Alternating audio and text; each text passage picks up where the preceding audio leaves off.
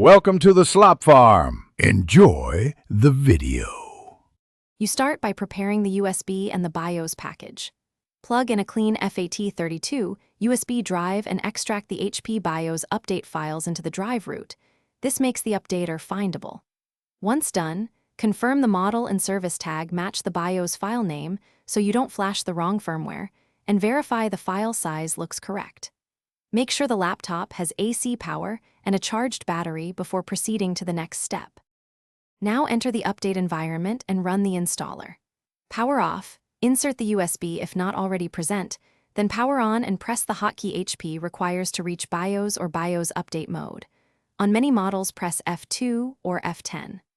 Once in, choose the option to apply an update from USB or launch the HP BIOS update executable on the drive. The updater will validate the package and prepare the flash. Stay patient while it verifies. Finish the flash and validate success with careful observation. Once the updater starts, do not interrupt power or press keys. Allow the process to complete, watch LEDs or on-screen progress, and let the system reboot itself. After reboot, immediately enter BIOS to confirm the firmware version and reapply any custom settings you need.